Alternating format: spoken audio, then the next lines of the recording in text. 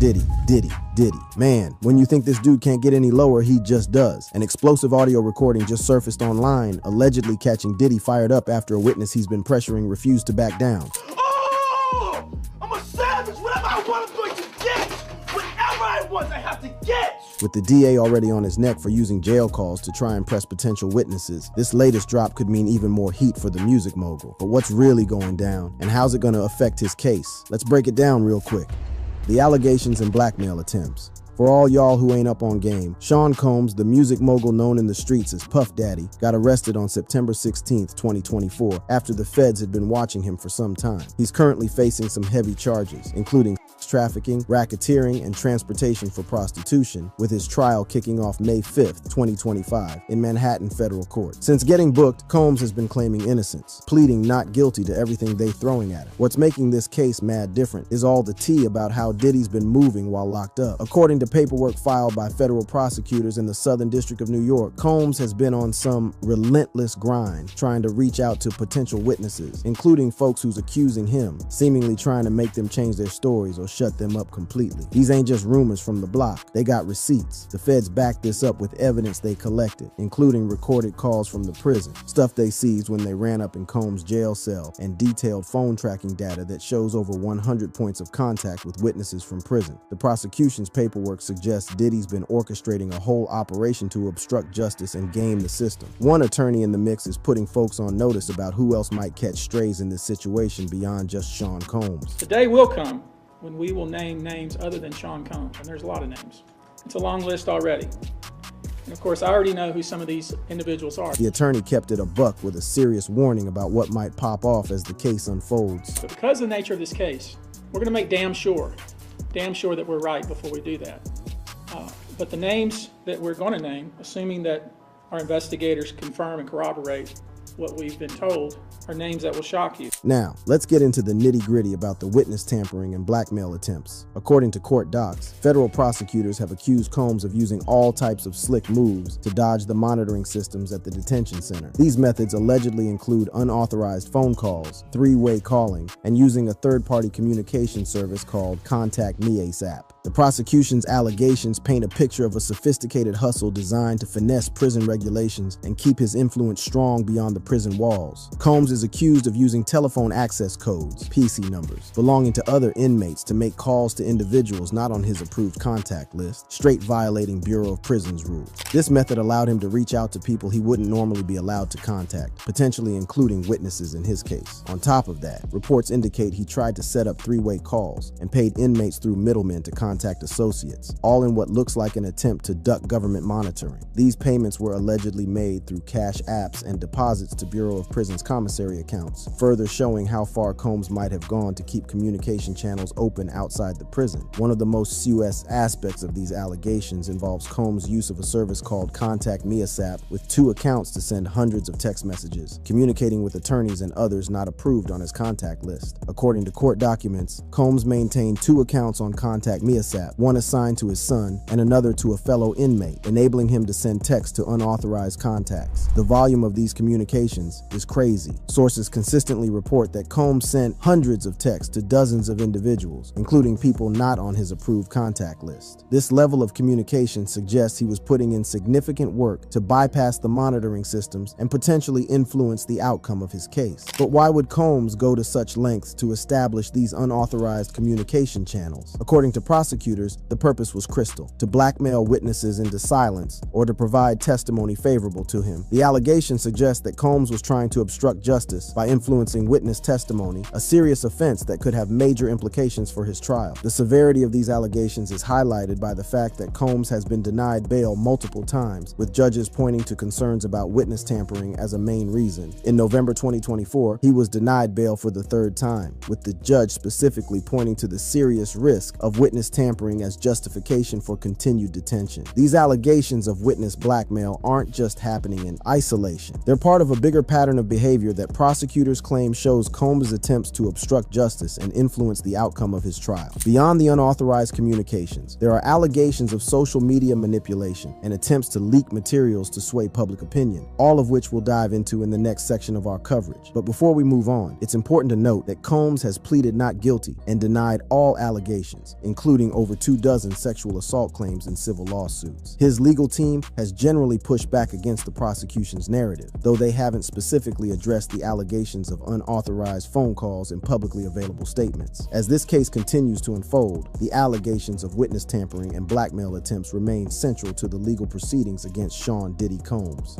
Social media manipulation and jury influence. Now let's get into another wild aspect of this case. How Dude allegedly tried to use social media campaigns to influence public perception and potentially mess with the jury pool. As we've established, Sean Combs is currently awaiting trial on charges including sex trafficking, racketeering, and transportation to engage in prostitution. His status as a big-time music mogul has complicated the legal proceedings, especially when it comes to selecting jurors. Many potential jurors are already hip to the allegations due to extensive media coverage, including on social media platforms, making it a challenge to find impartial individuals to serve on the jury. This situation appears to have been exploited, according to prosecutors. Court filings from November 2024 allege that Combs directed his family members, particularly his kids, to orchestrate social media campaigns aimed at influencing public perception and potentially tainting the jury pool. These allegations suggest a deliberate strategy to leverage social media for legal advantage, raising serious ethical and legal questions about juror influence. A specific example cited in the court filings involves a social media video posted on November 4th, 2024, Combs' birthday. According to reports, Combs' son Justin uploaded a video featuring 6 of Combs' children, with one joining via FaceTime, calling him in prison to wish him a happy birthday. All right, sing happy birthday to Daddy. Happy birthday to Daddy. This might look like an innocent birthday shout-out, but it hits different when you consider what's really going.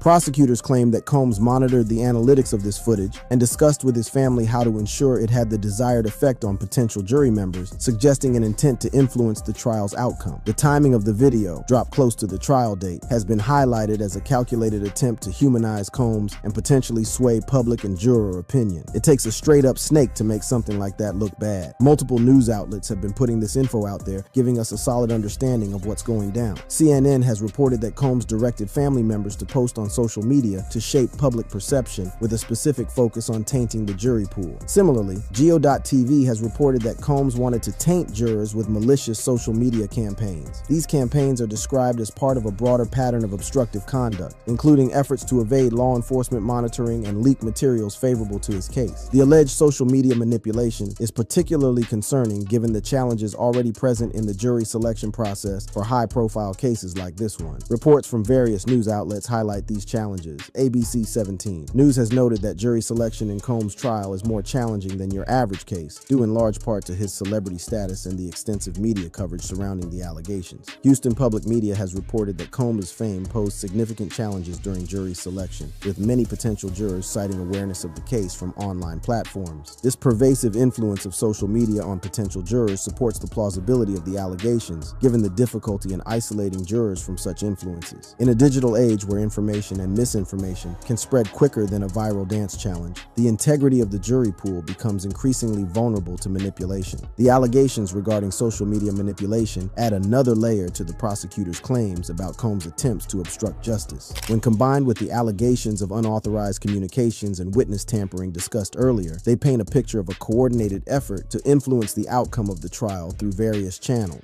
It's worth noting that these allegations are particularly significant in the context of the ongoing legal proceedings. Prosecutors have argued that such campaigns, combined with other alleged obstructive actions, undermine the integrity of the proceedings, potentially affecting the fairness of the trial. This argument has been cited in court documents and has likely contributed to the decisions to deny Combs bail on multiple occasions. The birthday video in particular has been scrutinized as an attempt to present a more sympathetic image of Combs to the public and potential jurors, By showing him as a family man receiving birthday wishes from his children, the video could potentially humanize him in the eyes of those who might eventually sit on the jury, potentially influencing their perception of the case. What makes the situation even more complex is the lack of a public response from Combs or his legal team specifically addressing these allegations. While no direct denial has been found in recent reports, the absence of a statement could be attributed to ongoing legal strategy, given the sensitivity of the case. This gap in information leaves room for interpretation without clear counter evidence from Combs' side. The implications of these allegations extend beyond the current case, raising broader questions about the intersection of social media, celebrity, and the justice system. In an era where digital platforms can significantly influence public opinion, the potential for manipulation of the legal process through these channels becomes a serious concern. As these allegations continue to unfold, it's clear they're being taken seriously by both prosecutors and the broader legal system, with multiple news outlets closely monitoring every development. But what do these claims really mean for the future of the case against Sean Diddy Combs? We'll dive into the potential legal consequences if these allegations hold up in court and examine how the defense is responding. But first, let's step back and consider the broader implications of these accusations and their potential impact on the integrity of the justice system. Legal consequences and broader implications. The allegations of witness tampering and attempts to influence the jury pool aren't just ethically shady, they've had real legal consequences for Combs. Perhaps the biggest impact has been on his bail status. Combs has been denied bail multiple times, with judges specifically citing concerns about witness tampering as a primary reason. In November 2024, he was denied bail for the third time, with the judge pointing to the serious risk of witness tampering as justification for keeping him locked down. This decision has meant that Combs has remained in the Bing at the Metropolitan Detention Center in Brooklyn throughout the pre-trial period, a major L for any defendant. The denial of bail underscores how seriously the court is taking these allegations of obstruction of justice and witness tampering. But the implications go beyond bail hearings. If proven true, these allegations could lead to additional charges related to obstruction of justice, witness tampering, or contempt of court. Such charges would compound the already serious allegations Combs is facing, potentially increasing any sentence he might catch if convicted. On November 8, 2024, Judge Arun Subramanian rejected Combs' attempt to silence all potential witnesses, emphasizing the accuser's right to free speech. This ruling was another blow to Combs' legal strategy, reflecting the court's concern with maintaining the integrity of the judicial process and ensuring witnesses feel free to speak about their experiences. The search of Combs' jail cell has also been a point of contention in the legal proceedings. Combs' lawyers challenged the search of his jail cell, arguing it violated his 4th, 5th, and 6th Amendment rights, claiming the seized materials were protected by attorney-client privilege. This challenge highlights the complex constitutional issues at play in this case, particularly regarding the rights of defendants while incarcerated. The evidence gathered during this search, however, has been cited by prosecutors as supporting their allegations. They claim to have found evidence suggesting Combs influenced a witness and attempted to blackmail others, including using phone access codes of other inmates and a third-party communication service to reach unauthorized individuals. This evidence, if admitted, could significantly strengthen the prosecution's case. Outside the courtroom, the streets are talking. Viral Diddy lists circulating on social media have drawn comparisons to the infamous Epstein list, though with one major difference. The Epstein list was backed by actual court documents and flight logs, whereas these Diddy lists are largely speculative. Despite some wild claims on platforms like X, formerly Twitter, Combs is clapping back, even filing a $50 million defamation lawsuit against Courtney Burgess and his attorney Ariel Mitchell, accusing them of fabricating evidence and spreading false allegations involving minors. But what are the actual charges Combs is facing? The federal indictment includes 5 counts: racketeering, trafficking, and transportation for prostitution, with a trial set to begin on May 12, 2025. Prosecutors allege that Combs orchestrated elaborate drug-fueled parties involving coerced performances and threats to silence victims. They claim his criminal enterprise spanned 2 decades, with employees and associates implicated in various offenses. The broader context of these allegations is also worth considering. Beyond the current criminal charges, Combs faces dozens of civil lawsuits accusing him of coercing and abusing men and women, with some claims involving blackmail using video recordings and threats to witnesses. Several cases involve alleged assaults on underage victims, adding to the gravity of the situation. These civil cases, while separate from the criminal proceedings, contribute to the overall picture of Combs' alleged behavior and may influence public perception of the current allegations. Let's hear from activist Jaguar Wright, who has been vocal about this case. Surviving. It's pure survival. We are surviving, Diddy Glover. The stakes in this case are sky high. Combs is facing potential minimum sentences of 15 years if convicted, as noted in The Hollywood Reporter. This potential sentence reflects the seriousness of the charges he's facing, including trafficking, racketeering, and transportation to engage in prostitution. The trial, which began on May 5, 2025, has been complicated by these allegations of witness tampering and jury manipulation. The jury selection process in particular has been challenging due to Combs' celebrity status and the extensive media coverage surrounding the case. Reports indicate that many potential jurors were already aware of the allegations through media coverage, including social media platforms, making it difficult to find truly impartial individuals to serve on the jury. This challenge underscores one of the broader implications of this case: the intersection of celebrity, social media, and the justice system. In an era where information and misinformation can spread faster than a hot track drops, ensuring a fair trial for high-profile defendants becomes increasingly complex. The allegations of social media manipulation in this case highlight how these platforms can potentially be weaponized to influence the legal process. Another important aspect to consider is the response from Combs' legal team. While they have generally denied the broader accusations against him, they have not specifically addressed the allegations of unauthorized phone calls or social media manipulation in publicly available statements. This lack of specific denial leaves room for interpretation and adds to the controversy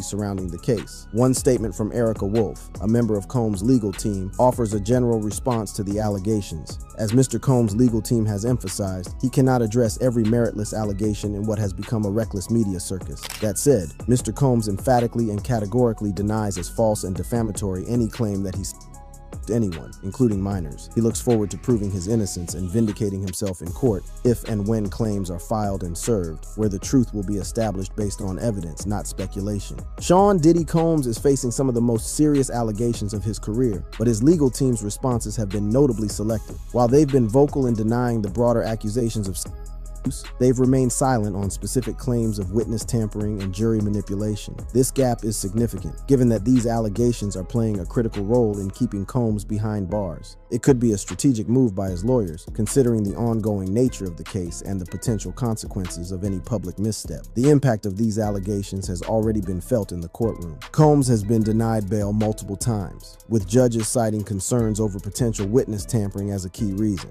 In November 2024, Judge Arun Subramanian rejected Combs' bail request, pointing to a serious risk of witness tampering if he were to be released. As a result, Combs has remained locked up at the Metropolitan Detention Center in Brooklyn throughout the pre-trial period, a significant obstacle for any defendant trying to coordinate a complex legal defense. But the implications of these allegations stretch far beyond bail hearings. If the claims of obstruction and witness tampering are proven true, Combs could face additional charges that would compound his already extensive legal troubles. Charges of obstruction of justice or contempt of court could add years to any potential sentence, further complicating his defense strategy and intensifying the scrutiny surrounding his case. Meanwhile, Combs' legal team has tried to challenge some of the more invasive investigative tactics used against him. One such incident occurred during a search of his jail cell, which his attorneys argue violated his 4th, 5th, and 6th Amendment rights. They claim that materials protected by attorney-client privilege were seized and are now being used against him in court. Prosecutors, however, maintain that the search was justified and that the evidence obtained, including alleged notes about manipulating witnesses and phone access codes from other inmates, bolsters their claims of ongoing obstruction. These allegations of witness tampering and jury manipulation not only reflect poorly on Combs' legal strategy, but also raise broader concerns about power and influence in the criminal justice system. If a high-profile defendant like Combs can allegedly exploit his resources to influence witnesses and shape public perception, what does that say about the fairness of the legal process? This case serves as a stark reminder of the need for strong safeguards to protect the integrity of the justice system, regardless of a defendant's wealth or celebrity status. The impact of these accusations extends beyond the courtroom, sending shockwaves throughout the entertainment industry. The hip-hop community is facing a reckoning as more individuals step forward with allegations of abuse and exploitation by powerful figures. Combs, once seen as an untouchable boss, now finds himself caught up in a perfect storm, with both criminal and civil cases stacking up. The origins of the current criminal case date back to November 2023, when Cassandra Ventura, better known as Cassie, filed a lawsuit alleging years of violent abuse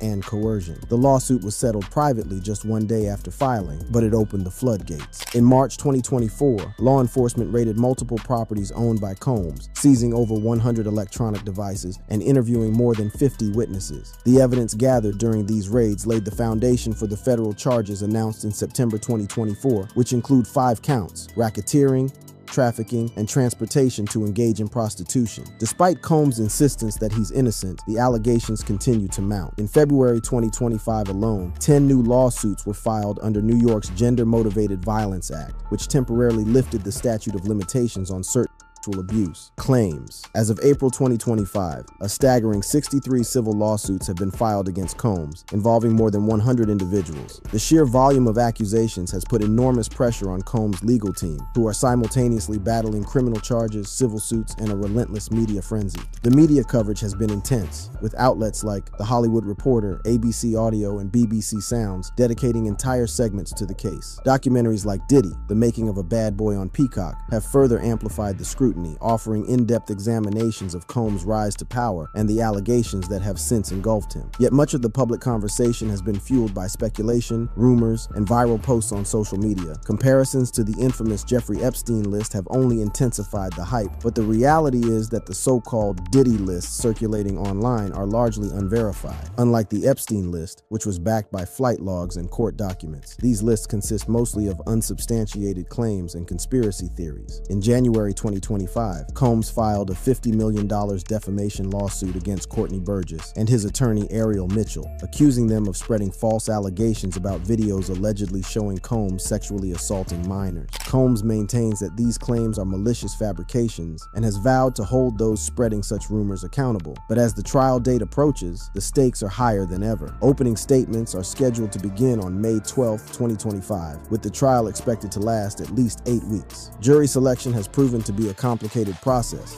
as the court struggles to find jurors who haven't been influenced by the extensive media coverage. Some prospective jurors have already been dismissed due to prior knowledge of the case, underscoring the difficulty of ensuring a fair trial under such intense public scrutiny. The potential consequences for Combs are severe. If convicted of racketeering, he could face life in prison. The trafficking charges carry a minimum sentence of 15 years, while transportation for prostitution has a maximum sentence of 10 years.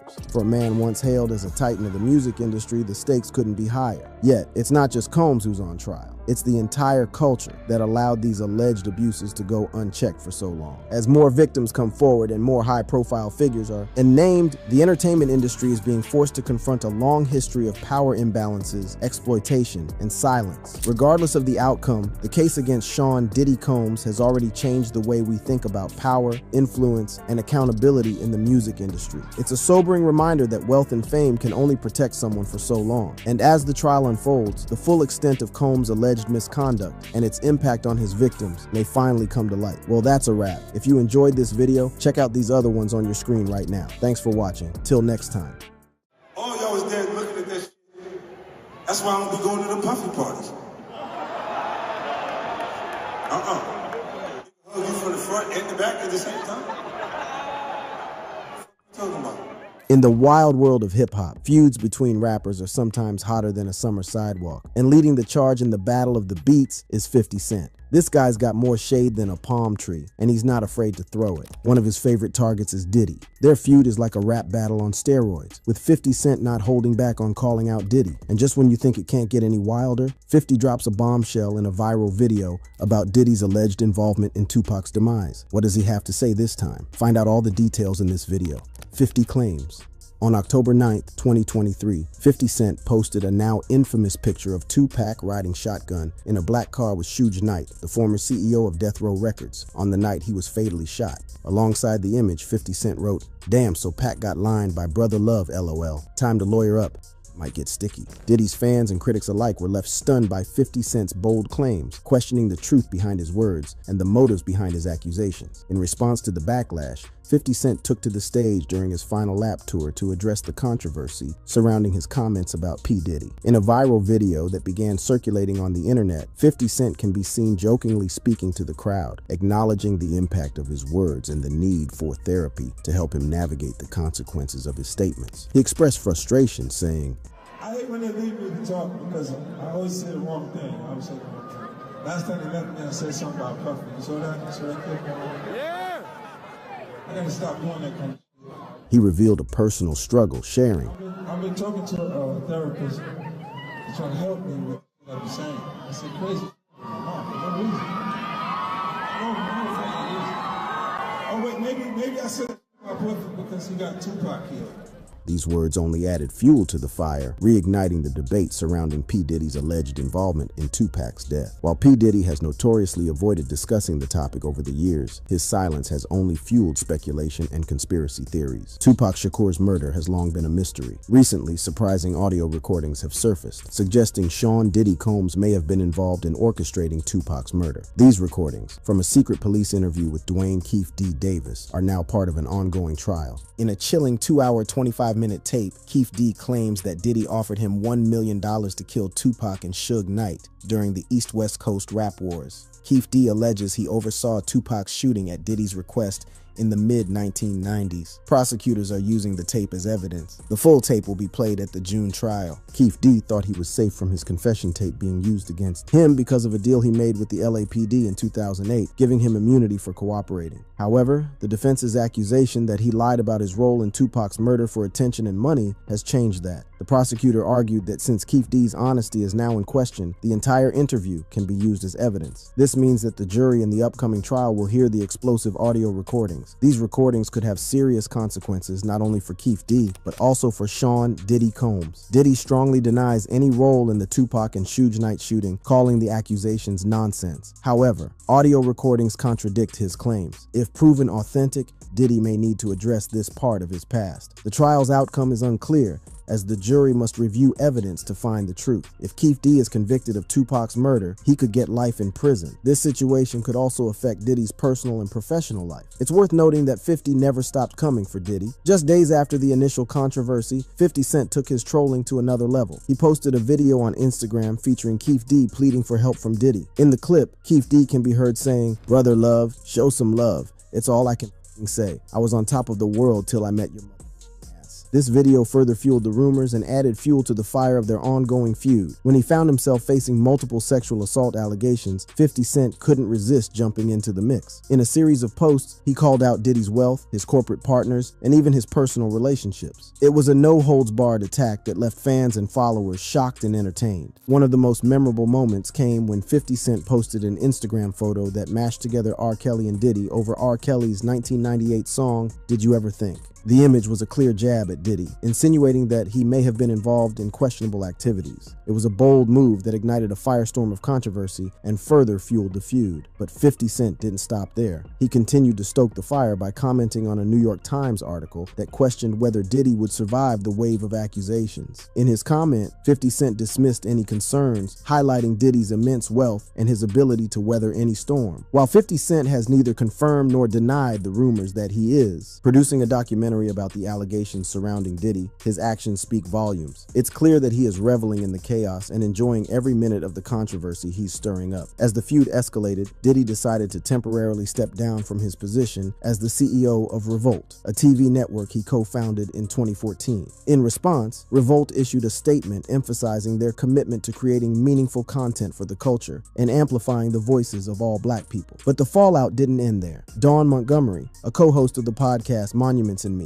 dedicated to Black women's successes and issues, declined to return for a new season. As a sexual assault survivor, Montgomery expressed her desire for Revolt's leadership to provide a safe space for survivors like herself. She made it clear that she could not continue to be a part of a podcast that might reflect the ongoing conversation surrounding the allegations. In a concert rant that went viral, 50 Cent also took shots at Diddy's parties and even made comments about his sexual orientation. During a live performance, 50 Cent addressed the crowd saying, "That's why I don't be going to them puffy parties. Niggas hug you from the front and back at the same time. Look, if you into that, you into that. I'm fine with it. To each his own. I'm just saying this isn't my kind of fucking party. These words sparked a mixed reaction from the audience, with some finding it humorous and others finding it offensive. This wasn't the first time 50 Cent had criticized Diddy's parties. In interviews and social media posts, he has often expressed his disdain for the extravagant and star-studded events hosted by the hip-hop mogul. According to 50 Cent, these parties are not his scene, and he prefers a different kind of atmosphere. But what exactly is it about Diddy's parties that rubbed 50 Cent the wrong way? It could be the excessive luxury, the A-list guest list, or simply a clash of personal preferences. Whatever the reason, 50 Cent has made it clear that he is not interested in attending Diddy's parties. In the world of hip-hop, where image and reputation are everything, comments like these can have a significant impact. They can shape public perception and fuel the ongoing feud between 50 Cent and Diddy. And while some may see it as harmless banter, others view it as a reflection of deeper tensions and rivalries within the industry. In an interview on Drink, Champ's 50 Cent revealed a conversation he had with Diddy. According to 50 Cent, Diddy asked him to go shopping together, saying, "So yo,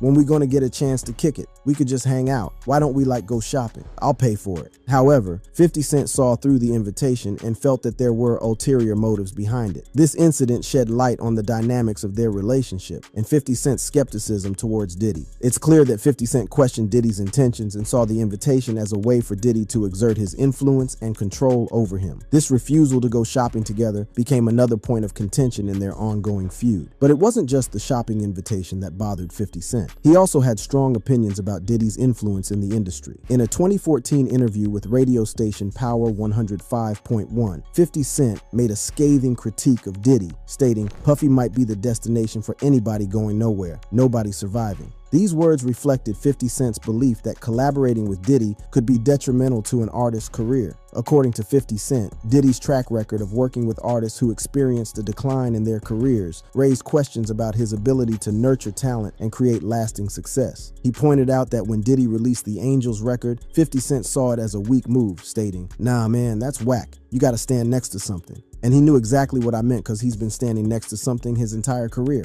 He stood next to Biggie. In 2010, 50 Cent took to Twitter to create a petition called RIP BIG, calling out Diddy's alleged exploitation of Biggie's legacy. Notorious B.I.G., one of the most influential and revered figures in hip-hop, left behind a powerful legacy after his untimely death. But according to 50 Cent, Diddy was capitalizing on that legacy in ways that didn't sit well with him. 50 Cent's tweet gained significant attention and support from fans and fellow artists alike. He expressed his frustration, saying, "Enough is enough. Biggie's name should never have become Diddy's black card. When was the last time Diddy really was bigging up his brother, not bigging up his bank?" The petition quickly gained momentum, with fans rallying behind 50 Cent's cause. It sparked a larger conversation about the ethics of profiting off deceased artists and the responsibility of preserving their legacies. 50 also said, "Look, I have the utmost respect for Biggie and what he brought to the game, but it's disheartening to see his name being used as a marketing tool instead of being celebrated for his artistry. Diddy, known for his business acumen and branding prowess, has built an empire around his own name." But 50 Cent's accusations struck a nerve,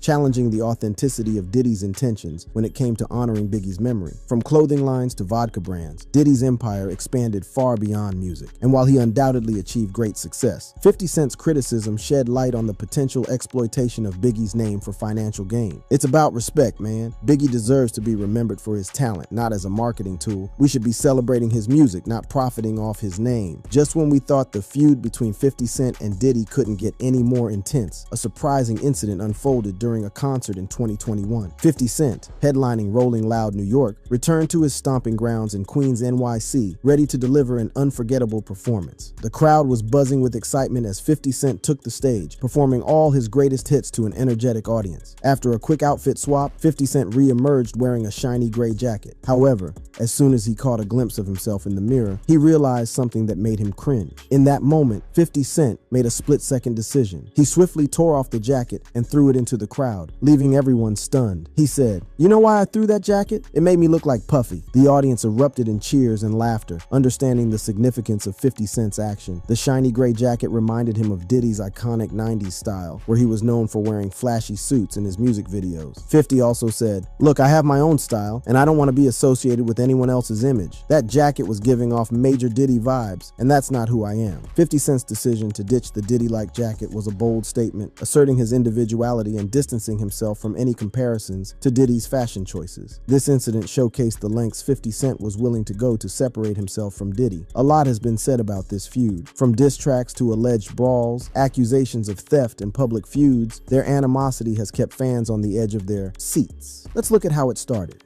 Origins.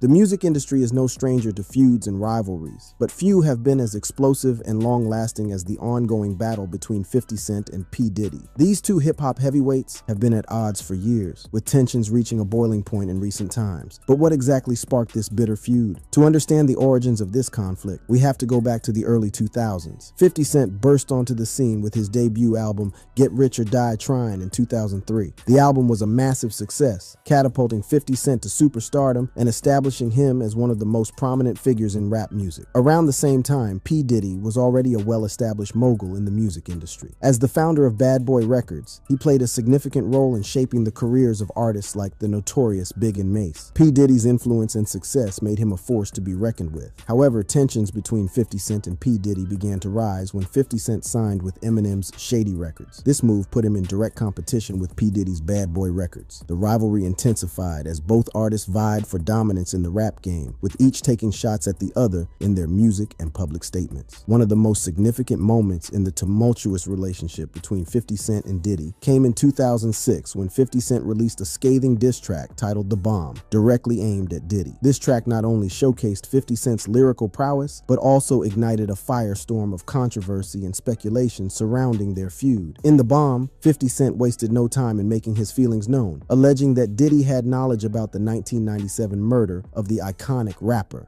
the notorious B.I.G. The lyrics hit hard, leaving no room for interpretation. Who shot Biggie Smalls? We don't get him. They're gonna kill us all. Man, Puffy knows who hit that. Man, that soft. He scared them boys from the west side will break him off. Dump on his ass so he run to Harlem, shake him off, 50 Cent boldly proclaimed. These lyrics not only accused Diddy of withholding crucial information about Biggie's murder, but also questioned his credibility and toughness. 50 Cent's words struck a nerve, challenging Diddy's reputation and leaving fans and industry insiders buzzing with speculation. But the diss track didn't stop there. 50 Cent took a sarcastic jab at Diddy's famous and lavish summer white party in the Hamptons, suggesting that being called out by him wouldn't earn an invitation to such an event. The lyrics seemed to mock Diddy's perceived claim to fame as if the party was the only thing that defined him in the industry. The impact of The Bomb was undeniable. It sparked intense debates among fans and industry insiders, with many wondering if there was any truth to 50 Cent's allegations. The diss track became a topic of discussion in interviews, radio shows, and online forums, further fueling the feud between the two rap moguls. While Diddy may have downplayed the significance of the diss track in later interviews, claiming that he and 50 Cent were cool, the lyrics of The Bomb spoke volumes. It was clear that there was deep-seated animosity between the two, and 50 Cent's bold accusations struck a nerve. In 2023, the feud between 50 Cent and Diddy took another dramatic turn when 50 Cent took to Instagram to share a year-old freestyle video by rapper Mace. The video contained lyrics that alluded to Diddy in a negative light, further intensifying the animosity between the two rap moguls. In the caption of the Instagram post, 50 Cent made it clear that he wanted everyone to pay attention to the video. He wrote, "Who said Mace don't get busy? Man, you gotta listen." This cryptic message was a clear indication that there was more to the video than met the eye. 50 Cent wanted to ensure that no one missed out on the subtle jabs directed at Diddy. "I'm the illest of all. Don't ever put Mace with any bad boys. I see no integrity in your name," Mace rapped, directly calling out Diddy and his record label, Bad Boy Records. The significance of this Instagram post cannot be understated. Mace was once signed to Diddy's Bad Boy Records, but in 2022, he made a surprising move by signing with Snoop Dogg's Death Row Records, a label once owned by Diddy's notorious rival, Suge Knight. This unexpected shift in allegiances only added fuel to the fire of the ongoing feud between 50 Cent and Diddy. By sharing this freestyle video, 50 Cent not only exposed the tension within Diddy's own record label, but also highlighted the discontentment of one of his former artists. It was a strategic move by 50 Cent to use social media as a platform to further provoke and challenge Diddy. During the early days of their feud, the 2012 BET Awards became the center of attention when rumors began circulating about a heated argument that turned into a physical altercation between 50 Cent and Diddy. While neither party publicly explained what happened, fans and media outlets pieced together the events based on post-award show interviews and reports from various sources. One media outlet that initially reported the alleged brawl said the altercation began with 50 Cent and Diddy engaging in friendly banter and cracking jokes back and forth. However, Things quickly escalated when 50 Cent's jokes took a disrespectful turn. His playful banter turned into derogatory remarks, leading him to call Diddy a derogatory term. However, other sources provided additional insights into the incident. Machine Gun Kelly, in an interview on The Breakfast Club, claimed that he witnessed the events unfold. According to him, 50 Cent approached Diddy's trailer and sarcastically asked him some questions. The situation quickly escalated, and before anyone knew it, the altercation popped off. Although no clear video footage of the brawl emerged, Welcome to Cali TV obtained a blurry video that captured a glimpse of the incident. However, the video was quickly scrubbed from the internet, leaving fans and onlookers with only fragments of the alleged altercation. The alleged brawl did not result in any arrests or charges, which may explain why it went mostly under the radar. The lack of legal consequences added to the mystery surrounding the incident, leaving fans and industry insiders speculating about what truly transpired that night. The alleged brawl at the 2012 BET Awards further fueled the already intense feud between 50 Cent and Diddy. It became a topic of discussion among fans and media outlets, with everyone eager to uncover the truth behind the altercation. The incident highlighted the volatile nature of their relationship and the underlying tensions that had been simmering for years. In 2014, the feud between 50 Cent and Diddy took an unexpected turn when 50 Cent accused Diddy of stealing his video concept. It all began with the release of 50 Cent's music video for his song Animal Ambition. The video featured dark, sultry lighting with a vibrant crimson spotlight in the background and portrayed 50 Cent's interactions with women in a somewhat sexual manner. Less than a year later, Diddy launched an ad campaign for his cologne, 3 AM by Sean John, featuring his then partner, Cassie Ventura. What caught everyone's attention was the striking similarity between Diddy's ad and 50 Cent's Animal Ambition video. The ad also showcased dark, sultry lighting with a bright red spotlight in the background in one scene. However, the tone of Diddy's ad took a more aggressive and violent turn, with him acting extremely sexually aggressive towards Ventura, even insinuating violence by chasing her and pretending to choke her. Upon noticing the similarities between the two videos, 50 Cent took to Instagram in a now-deleted post to call out Diddy. He shared side-by-side stills of each video and wrote, pretty similar. Animal Ambition. Did Puffy copy my LMAO should have at least let my director shoot it. The post not only questioned the originality of Diddy's ad, but also hinted at a rivalry between their respective business ventures, with 50 Cent promoting his vodka brand, FN Vodka, and Diddy being associated with Ciroc Vodka. This accusation of stolen video concept added another layer of tension to the already strained relationship between 50 Cent and Diddy. It showcased 50 Cent's keen eye for detail and his willingness to call out what he perceived as imitations or infringements on his creative work. The post sparked a flurry of discussions among fans, with many taking sides and debating the legitimacy of 50 Cent's claim. Many people are having a hard time taking 50 Cent's accusations against Diddy seriously. This is mostly because 50 Cent has had conflicts with many other rappers. One of his most notorious and long-standing feuds is with Ja Rule, which has spanned over 2 decades and is filled with intense animosity. The origins of the 50 Cent Ja Rule beef are still disputed to this day. Ja Rule claims it started when he unknowingly snubbed 50 Cent during a music video shoot, while 50 Cent says it began when a friend of his robbed Ja Rule for his necklace. Regardless of the start, the feud quickly escalated, with both artists exchanging countless diss tracks and even physical altercations. 50 Cent was stabbed in New York after an altercation with individuals affiliated with Ja Rule's record label, Murder Inc. Their feud also involved trolling tactics, such as 50 Cent purchasing front row tickets to a Ja Rule concert and leaving the seats empty to suggest Ja Rule's dwindling popularity. Most recently, 50 Cent mocked Ja Rule for tying himself to a wooden column during a show, further intensifying their feud. Another notable feud involving 50 Cent is with The Game. Initially brought into 50 Cent's G-Unit group to boost his career, The Game's rise led to tensions, especially when the release of 50 Cent's album was delayed for The Game's debut. The tipping point came when The Game declared he would not get involved in 50 Cent's beefs, leading to a public on-air confrontation where 50 Cent kicked The Game out of G-Unit. Their feud escalated with diss tracks and even a shooting incident outside a radio station. Despite occasional hints at reconciliation, their feud has remained unresolved, with both artists continuing to take shots at each other in songs and on social media. Within his own group, G-Unit, 50 Cent has experienced conflicts with members Young Buck and Lloyd Banks. Young Buck was dropped from G-Unit after airing grievances publicly, while Lloyd Banks had a public spat with 50 Cent over a collaboration with Eminem. 50 Cent has also feuded with artists like Cameron, Jay-Z,